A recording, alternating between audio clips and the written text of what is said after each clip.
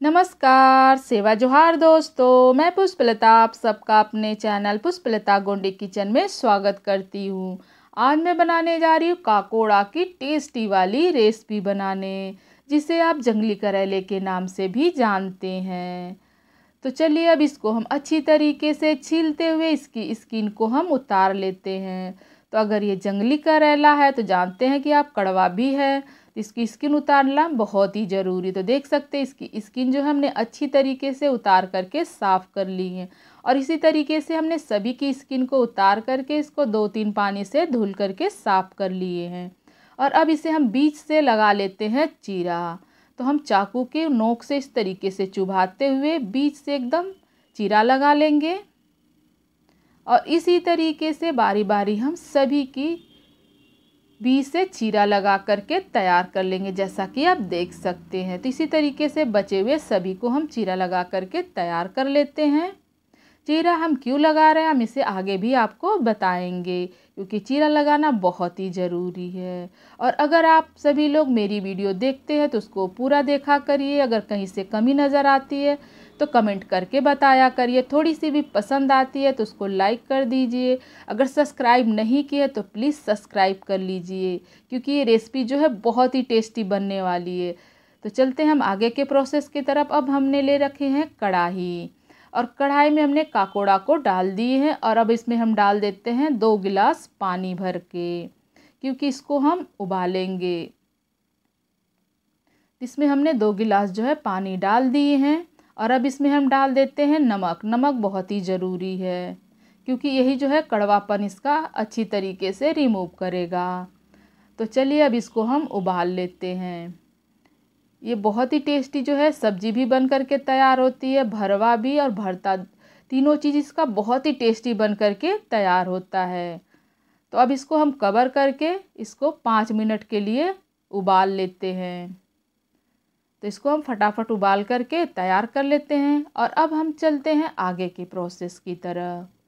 ये हमने ले रखे हैं प्याज। तो जितना हमने काकोड़ा ले रखे थे उतनी ही हमने प्याज को भी ले रखे हैं। इसका आप ध्यान रखें, क्योंकि आप जब करेले की भी जब सब्ज़ी बनाते हैं या भरवा बनाते हैं या भरता बनाते हैं तो उसमें प्याज की मात्रा थोड़ी ज़्यादा लगती है।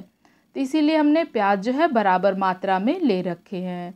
तो इसकी जो पीछे का साइड है, बैक साइड और ये साइड का, दोनों हम कट करके हटा देते हैं। और बीच से इस तरीके से हम प्याज के कट कर लेते हैं। तो इसी तरीके से हम सभी प्याज के हेड और टेल हटा देते हैं और बीच से हम कर लेते हैं चीरा, कुछ इस तरीके से। क्यों हम कर रहे हैं चीरा आगे आप देखिए, क्योंकि आपको बहुत ही झटपट जो है तैयार करने में आसानी होगी। तो इसी तरीके से हम सभी प्याज में कट लगा करके तैयार कर लेते हैं। तो एक बार इसकी आप सब्जी या भरवा या भरता बना करके ज़रूर देखिएगा। तो देख सकते हैं इस तरीके से आप स्किन जो है बहुत ही आसानी से यानी उतार सकते हैं प्याज का।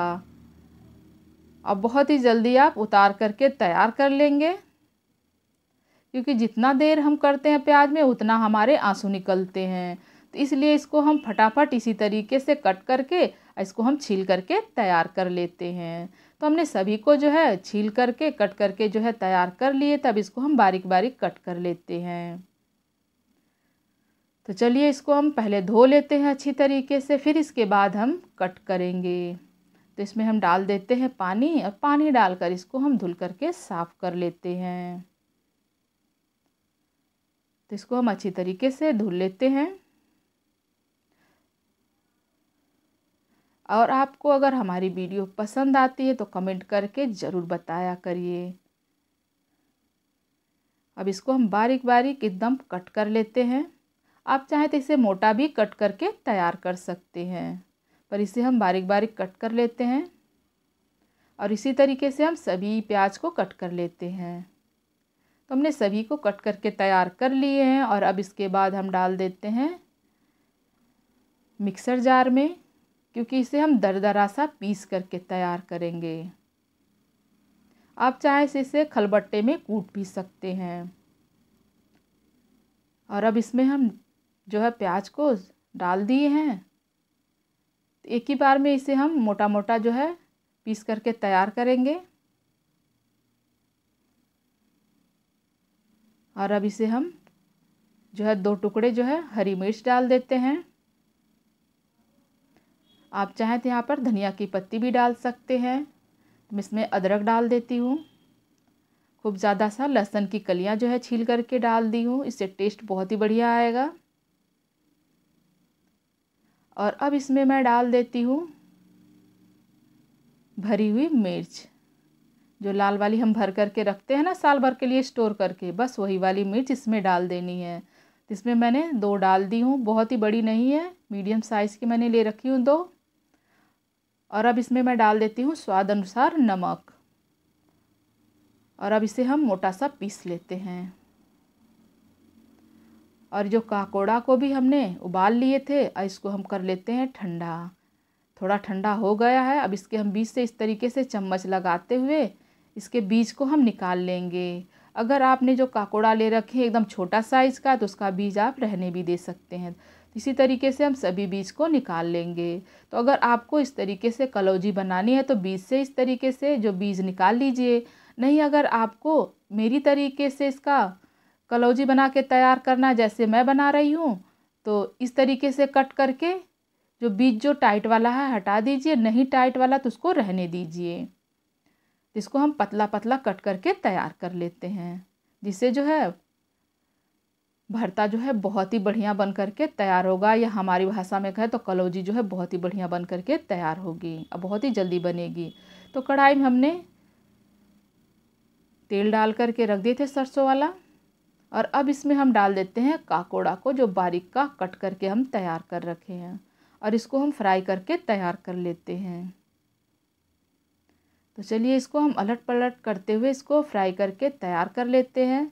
ये बहुत ही आसानी से फ्राई हो जाते हैं, और अगर आप एक बार इस तरीके से बनाएंगे ना तो आपको भी ये बहुत ही पसंद आएगा। आप चाहे तो इसे ट्रेन में भी ले जा सकते हैं, कहीं लंबी सफ़र पे जा रहे हैं तो भी इसको आप ले जा सकते हैं, क्योंकि ये 4-5 दिन तक ख़राब भी नहीं होता है।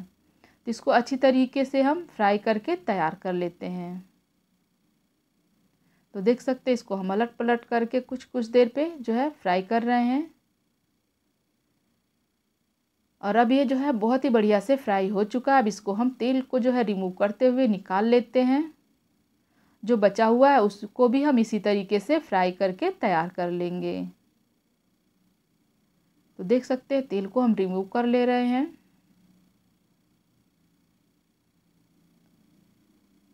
और सभी को हम निकाल लिए हैं, और बचे हुए तेल में ही हम बाकी का प्रोसेस करते हैं। तो जो हमने सभी कुछ को हमने पीस के तैयार किए थे ना, उसको अब हम डाल देते हैं, और इसको हम अच्छी तरीके से भून लेंगे। इससे ये होगा कि अगर आप सफ़र में लेके जाएंगे तो आपकी जो कलौजी है ख़राब नहीं होगी, या भरमा ख़राब नहीं होगा। इसमें हमने डाल दिए हैं हल्दी, जिससे थोड़ा कलर आ जाएगा, देखने में और सुंदर लगेगा। और अब इसको हम मिक्स करते हुए अच्छी तरीके से इसकी कर लेते हैं भुनाई। तो इसको हम कुछ कुछ देर पे इसी तरीके से चलाते हुए इसको अच्छी तरीके से हम भून करके तैयार कर लेते हैं, जैसा कि आप देख सकते हैं। तो इसको हम कुछ कुछ देर पे जो है भून रहे हैं। और अब गैस की फ्लेम के हम कर लेते हैं कम या हल्की, क्योंकि जो है अच्छी तरीके से सब कुछ जो है भुन चुका है। अब इसमें हम डाल देते हैं काकोड़ा को, जो हमने फ्राई कर करके तैयार किए थे।